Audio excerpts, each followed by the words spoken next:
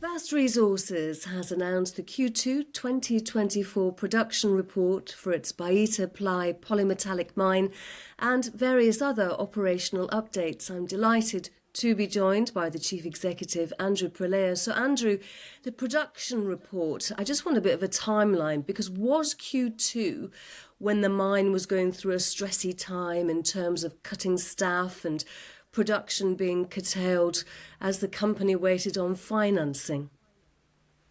First of all, good morning, Sarah. Nice to see you again. Q2 was the lead up to the reorganisation plan that took place and was on about June 4th and announced on June 10th from memory.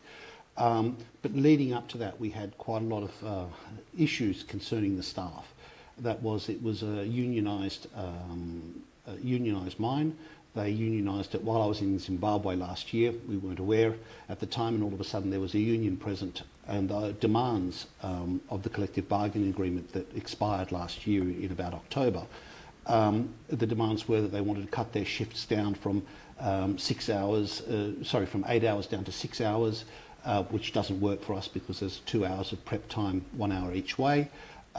They wanted to increase their holidays from 21 days a year to 40 days a year. They wanted pay increases, and the productivity wasn't there. And above and beyond that, there was an issue regarding the abuse of medical leave. So 33% of the workforce wasn't present from pretty much July last year until June this year, and they were taking a rotational medical leave, which is an abuse of the system. And we did in fact warn the union bosses that if that was to continue, we'd have no other choice but to go down the reorganisation path. So in the lead up to that, we had a workforce that wasn't showing up to work. We were in the preparation period of seeing who we were going to cut and who we weren't, and the implementation of the reorganisation plan. So that Q2 was greatly affected by that preparation for the reorganisation plan. So that was the reason for the downward trend during Q2. But there is an upside to all of this as well for the business. I'm sure you're going to ask me about. So has everything settled now in terms of staff relations and operational efficiencies? Yeah, we've had to reduce. We had at a peak, I think, 360. When the reorganisation started, we had, I think, 326 staff. That's now down to 162. And those 162 are people that want to be there, want to work, and want to work properly. So that's now restarted. They're working on a combination of mining the underground as well as the new processing contracts that we've got as well. So yes, it has settled down. And the focus of the business now is, as mentioned in the RNS of last week, that we are now focusing on high-grade narrow vein mining, reducing costs. So the previous break-even was about 275 tonnes of concentrate a month, which was very difficult to achieve. And now we've brought that break-even down to about 130 tonnes of copper concentrate. And with the reduced cost, the reduced workforce, the higher grade attack, rather than bulk mining, we're going into narrow vein and concentrated mining. That will bring down the overhead cost, the cost of production, and therefore bring it back into a profit centre rather than mining for the sake of mining. We're now going for targeted mining, which will also allow us to reach a break-even and profit centre. So how hopeful are you that the mine will be net cash generative by year end, 10 weeks' time? Well, for us to put that into an RNS, and as you know, RNSs go through tremendous scrutiny before they're published. So anything that's published in an RNS has to be checked, verified. We can draft it up to 20 times before it gets approved by the NOMAD and the regulators, to make sure that what we do say to the public has got backup data and verification on many levels. So anything that is published in an RNS has been verified. So for us to be able to give any forward-looking statement, which at the moment we're not doing because we've been, let's say, restricted in doing so, we are now making sure that anything we put into print has been verified. Okay, understood. What is also in the public domain is the judicial process related to Baita Ply. Is that to do with redundancies? And if so, is the company liable for payoffs for half the workforce that was let go? You're not expecting any judicial bombshells on that date, which is November the 14th? No, not at all. The November the 14th is what they call the first trial date, or the first hearing date, not a trial, where the Judicial Administrator, who was in fact appointed, by our request, I'm the Special Administrator appointed by the shareholders, and we still maintain complete control of the company. The only difference is it's done under the supervision of the judiciary, and there's no difference in the operations of the business. The benefit of it, of this reorganisation plan, allows us to make those redundancies without any ramifications on the business. The only thing that people will get paid is any unused holiday pay. There's no redundancy packages. The system allows you to reorganise, defer certain creditors for up to 4 years under the reorganisation plan, and it also protects the company from any, let's say, I'm just trying to think of the right word, nuisance claims, because Romania is quite a litigious society. Under the French law, you don't need to have a case. You can present to the court anything you want, and you can start a trial, which is very frustrating for the company, and it protects the company from any of those nuisance claims as well. So that hearing is basically a presentation of what we've done in the period since June 4th until now, just to show the court that we've done it, the presentation of the creditors table that's been accepted by us, and people do have the right to contest that, but it doesn't mean that they're going to get very far, and to present to the courts what is our plan for the next 4 years and the first incarnation of that plan. So there was no potential for any bombshells on the 14th. It's just the first hearing date. So what is the plan for the next 4 years?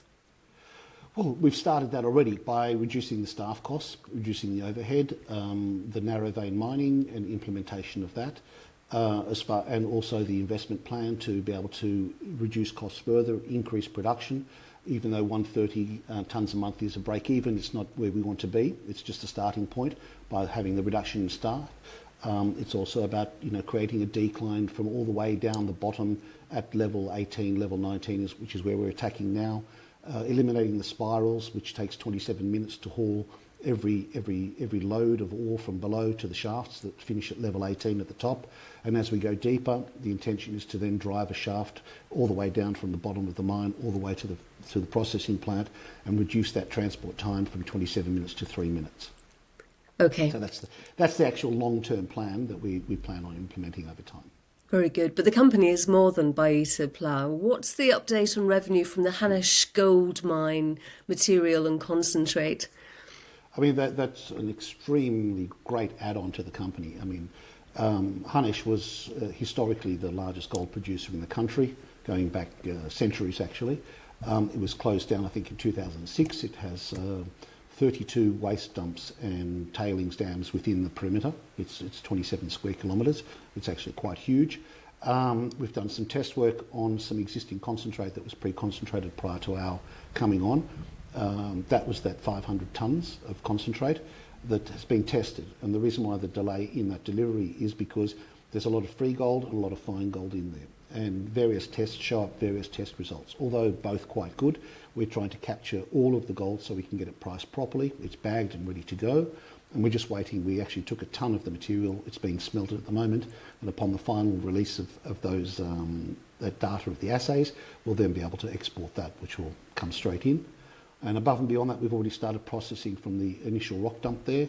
In the RNS, we said that it's in excess of 10 grams a tonne of gold is being produced from a lower head grade. The head grade average is about 1.8 grams per tonne, so it's like a gold mine. There's 1.5 million tonnes of material there, and we're reaching up to between 12 and 1400 grams a tonne of silver. So we ran that through the secondary crushing mill at Baita and dedicated line, and now that we've got the results back from that, on the initial results, that's what I mentioned, we'll have the final results at the end of this week, and we'll be able to publish those. Great. Well, can you give me an update from Tajikistan? I understand you're in the process. You're in the process of increasing your expat personnel there. Yeah.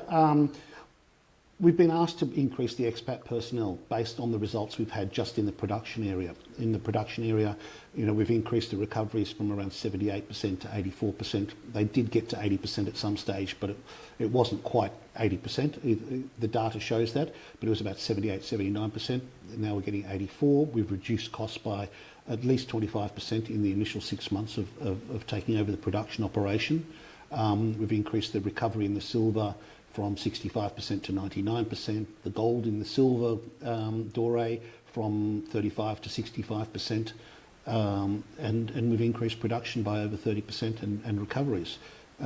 We've taken it from 650 tonnes a day to 900 in early Q2, and now we're sitting at 1,300 tonnes a day, ramping up to 1,500 tonnes a day by Christmas. And the tertiary crushing installation will come in. It's actually being delivered now. 3 trucks arrived yesterday. There's another 3 trucks of equipment. All the foundations have been poured. We plan on getting that in between now and Christmas and having it operational, sometime during Q1, mid Q1 next year. And then that can take it up to a capacity of 2,500 tonnes a day, which means that we'll have to increase the mining. And by increasing the mining, we need to apply what we've done. We've been asked by the government, who are the other shareholders in the company there, in the Upper mines, to then transplant what we've done in the production into the mining, then into the accounting, into the infrastructure, and also into the general management of the business. So the beefing up is to be able to provide that 2,500 tonnes a day, the capacity increase that we've achieved. Andrew, I need to ask you a couple of questions of a delicate nature. Okay. I need to ask you about the recovery of a historic parcel, which is awaiting a signature or signatures. There's reference, or has been reference to a settlement. Is that in cash or the return of the physical parcel? The settlement agreement has never been in question as to what we're going to recuperate. It will be the original parcel. There's never been a discussion of a cash settlement. We're still confident they're there. We've had that verified by numerous sources on a number of occasions. We have no doubt that the parcel still exists and it's the original parcel still intact. So we are discussing about the original parcel itself, not about a cash settlement. Okay. I know that's all that can be discussed about that. But what about the refinancing referred to in previous statements? How is that progressing? It's progressing. There are several options on the table for the company, which when we were exploring the original refinancing, the share price was sitting about 5 times where it is today. Sorry, I lost you for a second there. The share price was about 5 times where it is today. During the period while the investor and finance provider has been struggling with the release of his funds, although he's still very keen to proceed and it's still an option for the company. The progress that's been done not only in Tajikistan but the reorganisation in Romania has opened up several other opportunities for us. We're exploring all of those opportunities simultaneously. We still do believe that will come to a head very shortly. We're still confident of being able to implement the refinancing of the company and also to provide further funding for the company to take it further as well on the least dilutionary possible scenario for the shareholders. There's a conference in Tajikistan coming up. I've been looking at the roster of speakers and it looks as though you're the only Western speaker taking part in this conference. What's the benefit apart from networking? Who's attending? Well, who's attending? From what I understand, there are several thousand attendees, heads of states, other mining countries. There's most of the CEOs from the major offtakers and mining companies from around the world are there. I mean, Tajikistan is an incredible country. It's got incredible grades. It's got gold, silver, antimony, uranium, rare earths. It's a wealth of mineralization in country at the grades of Australia and Africa in the 50s and 60s. So they're opening up their doors for looking west for investment. although most of the attendees and speakers are all from the former CIS countries and China, I've been asked to speak and potentially, and probably a moderator, as the only Western invitee.